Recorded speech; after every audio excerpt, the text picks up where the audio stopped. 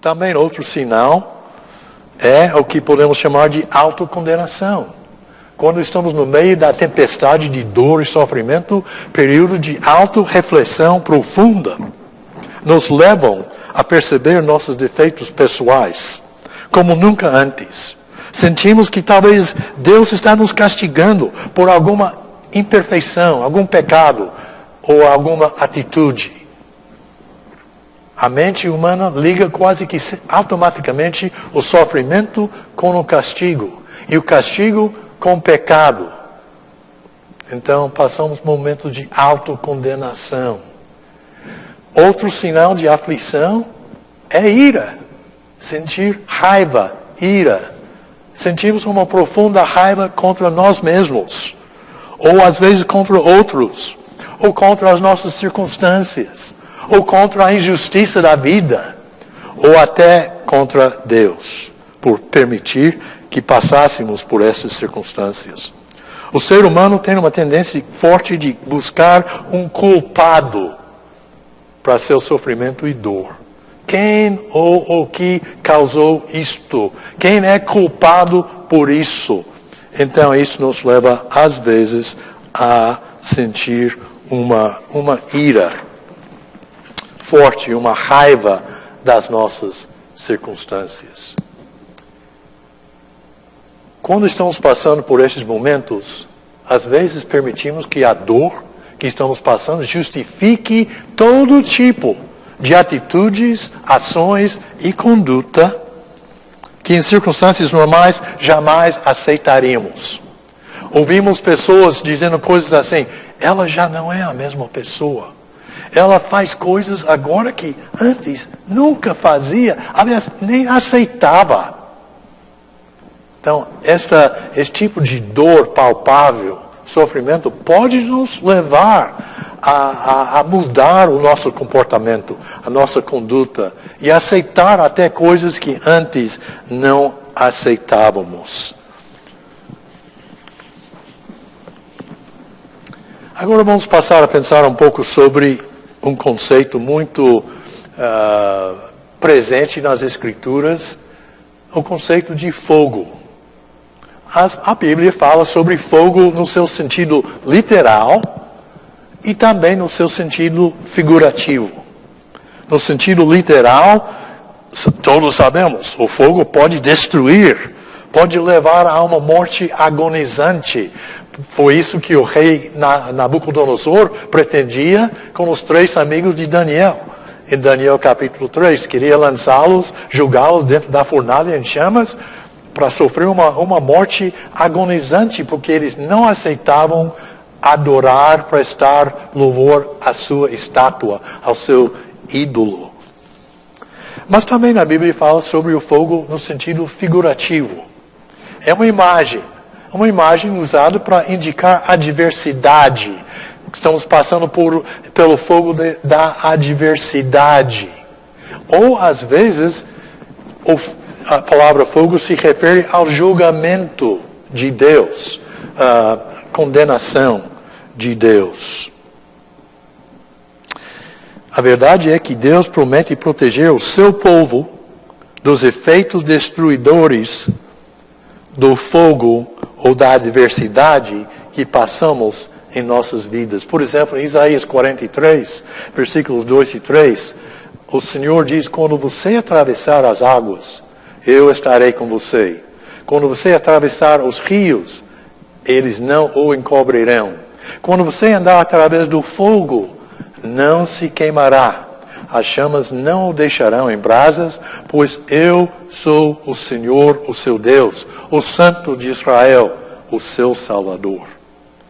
Agora, eu não creio que ele está falando aqui só de fogo no seu sentido literal. Pode ser.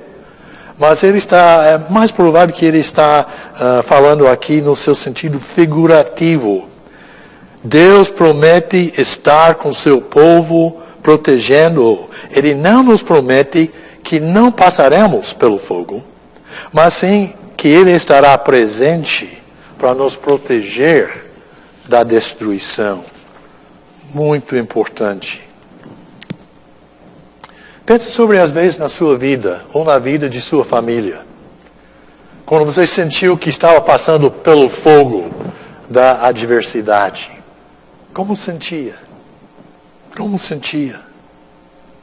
Algumas pessoas dizem que sentiam uma dor emocional aguda. Outros, um desânimo. Outras sentiam confusão. Por que estava acontecendo tudo isso? Outras, ira até contra Deus. Decepção com Deus. Desespero. Fraqueza espiritual. Mas baseados nas passagens que nós já temos visto neste estudo e em outras passagens na Bíblia, a promessa do Criador, qual é? Qual é a promessa do Criador ao seu povo? A promessa do Criador ao seu povo é estar presente durante as nossas provas, durante as nossas tribulações, agir em nosso favor e não permitir jamais que sejamos vencidos. Esta é a promessa do nosso Deus. Agora, o fogo pode destruir, mas também pode refinar, purificar, tornar mais valioso. O fogo tenta, por exemplo, destruir o ouro. Mas ao invés disso, ao invés de destruí-lo, só logra torná-lo mais puro, mais bonito, mais valioso. A nossa fé é ouro espiritual, muito mais valioso do que ao nosso Criador. Mas nossa fé vem misturada muitas vezes com impurezas. E Deus permite, por isso, que às vezes, e até às vezes manda fogo, quer dizer, adversidades, para purificar a nossa fé.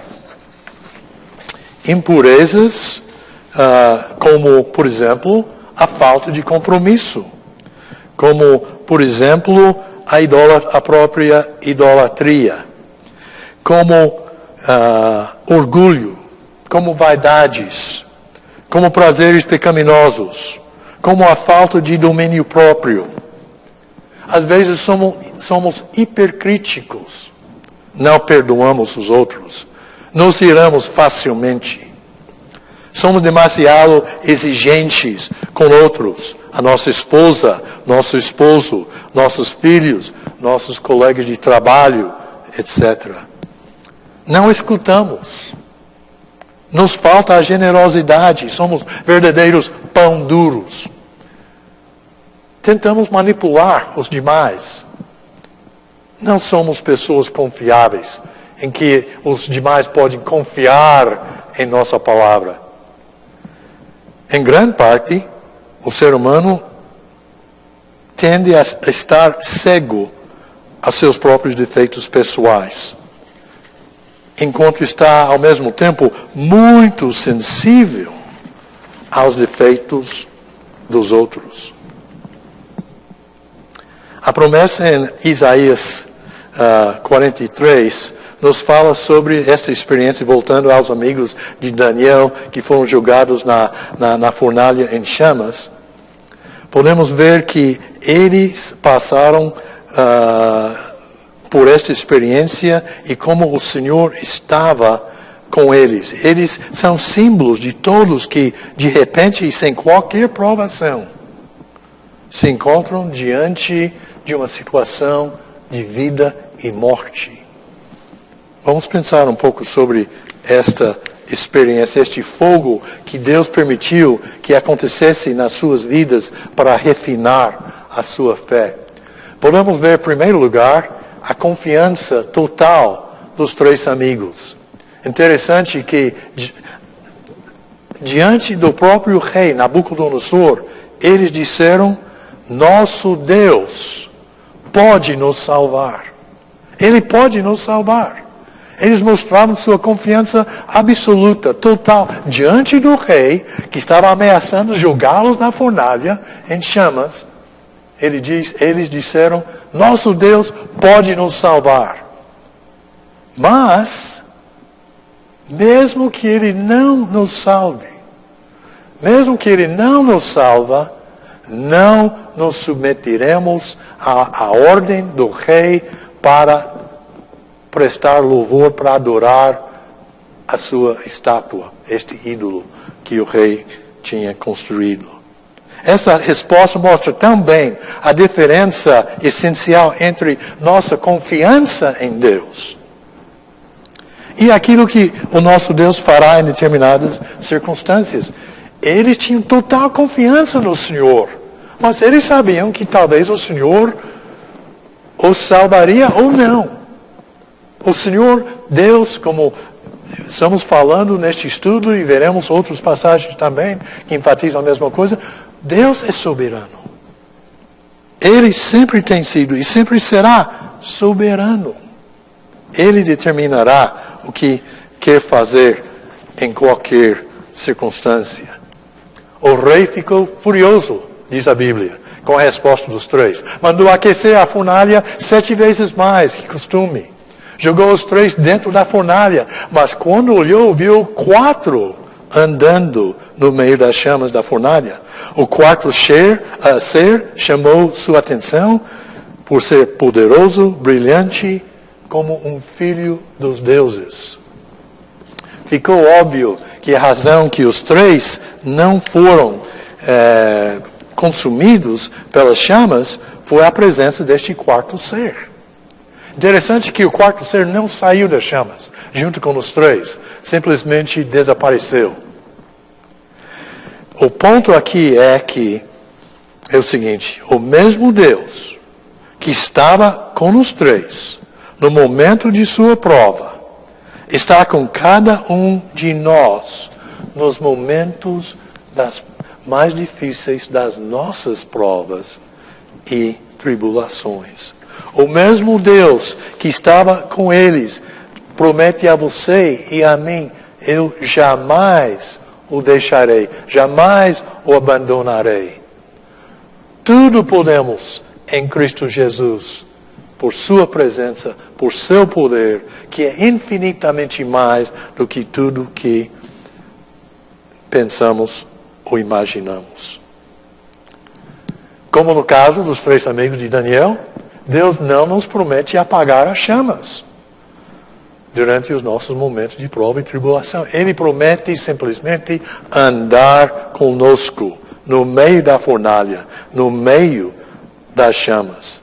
Ele promete nos proteger dos efeitos maléficos das chamas. Não há nenhuma circunstância, irmão, irmã, nenhuma prova, nenhuma tribulação que nos pode destruir, que nos pode separar do nosso Deus, se seguimos confiando nele. É isso que Paulo afirma em Romanos, capítulo 8.